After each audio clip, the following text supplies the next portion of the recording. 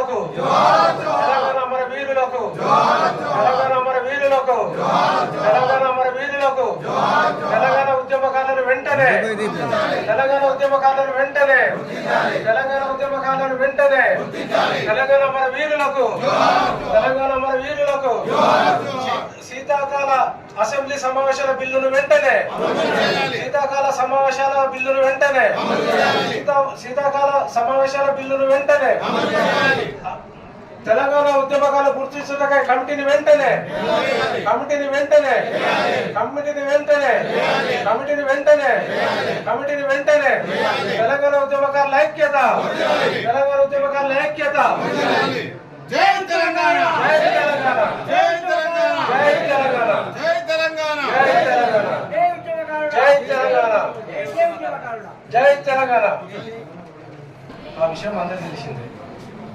గత రాష్ట్రం కోసం తెలంగాణ రాష్ట్రం కోసం ఎంతోమంది అమరవీరులు ఎంతోమంది విద్యార్థులు సబ్బండ వర్గాలు ఇందులో రాష్ట్రం కోసం సాగించిన పోరాటంలో తెలంగాణ రాష్ట్రం కోసం పసిపిల్లలు ప్రాణాలను బలిదానం చేసుకొని తెలంగాణ రాష్ట్రం సాధిస్తే ఈరోజు గత 10 సంవత్సరాలు తెలంగాణ ఉద్యమకారులకు న్యాయం చేస్తామని తెలంగాణ ఆకాంక్షలను అమలు చేస్తానని గత పాలకులు చెప్పడం జరిగింది.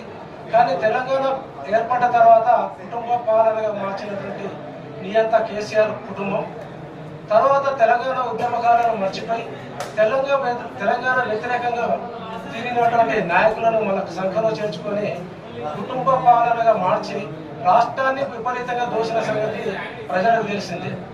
కానీ తెలంగాణ ఉద్యమకారులకు ఇలాంటి న్యాయం చేయకుండా తెలంగాణ ఉద్యమకారులతోటే రాష్ట్రం సిద్ధించిన తర్వాత తెలంగాణ ఉద్యమకారులను మర్చిపోయిన తర్వాత తెలంగాణ ఉద్యమకారుల బలిదానాలు చేసినటువంటి ఉద్యమకారుల పాపం తగిలి కేసీఆర్ కుటుంబ పాలన పోయిన సంగతి అందరికీ తెలిసింది. కానీ తెలంగాణ రాష్ట్ర నియంత్రణను పాలదోడడానికి సంబంధ వర్గాలు ప్రయత్నం చేసి అందులో ప్రధానంగా తెలంగాణ ఉద్యమకారులు ప్రయత్నం చేసి ఆ రోజు ఉన్నటువంటి నియంత్రణ పారదోలి ఈ తెలంగాణ రాష్ట్రానికి కాంగ్రెస్ ప్రభుత్వం కోసం స్వాగతం పలికినటువంటి ఉద్యమకారులు కాంగ్రెస్ మేనిఫెస్టోలో పెట్టినటువంటి ఏదైతే ఉద్యమకారులను గుర్తిస్తామని 250 గజాల జాగనిస్తామని వారి సంక్షేమం ప్రకటిస్తామని వాటి కోసం కమిటీ వేస్తానన్నటువంటి కాంగ్రెస్ ప్రభుత్వాన్ని తెలంగాణ ఉద్యమకారుల ఆకాంక్షలతో పాటు తెలంగాణ సంక్షేమ సంఘం మిగతా సబ్బండ వర్గాలు కూడా స్వాగతించిన సంగతి ప్రజలందరికీ తెలిసిందే. కానీ సంవత్సర కాలం అవుతున్నప్పటికీ కాంగ్రెస్ ప్రభుత్వం తన మేనిఫెస్టోలో పెట్టినటువంటి అంశాలను తీర్చకపోగా ఇంకా కాలయాపన చేస్తుంది. అందులో భాగంగా ఉద్యమకారులందరూ కూడా నిరాశతో ఉన్నారు. కాబట్టి ఈ శీతాకాల సమావేశాలలో వెంటనే ఉద్యమకారులను గుర్తించడానికి కోసం స్వయం ప్రతిపత్తి ఉన్నటువంటి ఉద్యమకారులతోటి ఒక కమిటీని వేసి దానికి ఒక కమిషన్ ఏర్పాటు చేసి ఉద్యమకారులకు ఒక చైర్మన్ పదవి ఇవ్వాలని చెప్పేసి రానున్న రోజులలో ఉద్యమకారులను కూడా ఒక నామినేటెడ్ పదవులు ఇచ్చి రానున్నటువంటి స్థానిక సంస్థ ఎన్నికలలో కూడా రిజర్వేషన్ కల్పించాలని కోరుతూ వెంటనే ఈ ప్రభుత్వం ఈ రాష్ట్ర ప్రభుత్వం రేవంత్ రెడ్డి గారి వారి ప్రభుత్వం మీద ఇంకా కూడా ఉద్యమకారులకు ఆశాభావం ఉన్నది.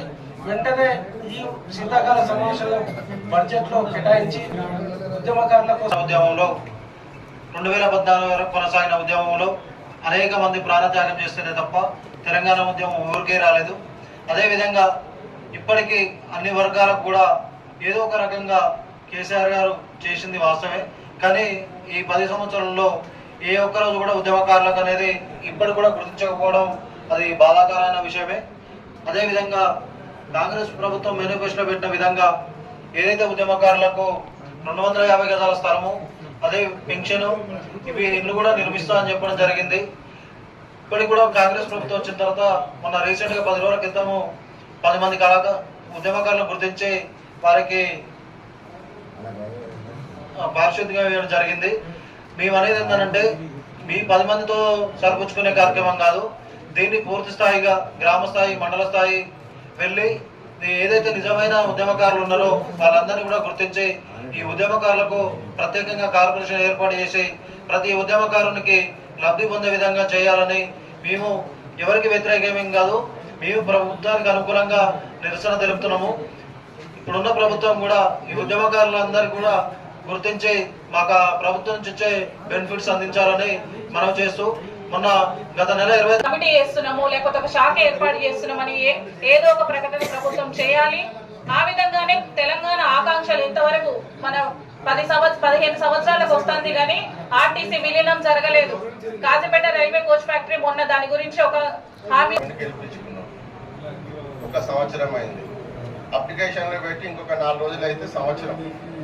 100 రోజులలో అన్ని పూర్తి చేస్తామన్నారు. అడగనోనికి అన్ని ఇస్తుండ్రు, పిలిచి అడిగినోనికి అడగనోనికి. నిజంగా తెలంగాణ కోసం పోరాడు అమరనాయన కుటుంబాలు ఏమైనా తెలియదు. అప్పుడు 1200 మంది చనిపోయిందని చెప్పింది. అలా ఇచ్చింది 580 మంది. మిగతా మంది కోసం పట్టించుకున్న సోయున్న నాదుడే లేదు ఇక్కడ. మనం గొప్పగా చెప్పుకున్న ఒక ఉద్యమ నాయకుడే ఉండి ఆయన ఏం మాట్లాడతలేడు. ఇప్పుడైతే ఆయన ఎందుకు మాట్లాడతలేడు కూడా ఆయన సమాధానం చెప్పాల్సిన అవసరం ఉన్నది. ఎందుకంటే అందరు 50 ఏళ్ళు దాటినాయి. 35 ఖచ్చితంగా మేము భిక్షాటన చేసే పరిస్థితి వచ్చింది. ఈ శీతాకాల కనీసం ప్రకటన చేయకుంటే మేము భిక్షాటన చేసి తెలంగాణ ఉద్యమకారులను కాపాడుకుంటాం. రాబోయే రోజులలో స్థానిక సంస్థ ఎలక్షన్లో మా ఉద్యమకారులది, తెలంగాణ ప్రజలది, అనగారిన ప్రజలది సత్యంతో ప్రభుత్వానికి చూపిస్తాం. దయచేసి రిక్వెస్ట్ చేస్తున్నాం రేవంత్ రెడ్డి గారు, ఆ రోజు మీరు ముఖ్యమంత్రి కాకుండా మేము ఉరేసుకొని వస్తామన్న రోజులుండే. ప్రభుత్వం వచ్చిన తర్వాత మళ్ళీ మేము ముఖ్యమంత్రి అయిన తర్వాత మేము నిజంగా ఊరేసుకునే పరిస్థితి వచ్చింది. దయచేసి మమ్మల్ని గుర్తించి, ఎందుకంటే ఏరి కోరి టీఆర్ఎస్ కాదని మేము నన్ను గెలిపించుకున్నాం. మీతో కొట్లాడలేము, పోరాడలేము, ఏం చేయలేము. ఒకటే అవకాశం ఉన్నది, బిచ్చమెత్తుకొని బతుకుతాం. దానికి పర్మిషన్ మాత్రం కావాలి. అది మాత్రం గుర్తించండి. ఈ ఉన్న శీతాకాల సమావేశం లోపల మీరు ప్రకటిస్తారని ఆశిస్తున్నాం. జై భీమ్, జై తెలంగాణ.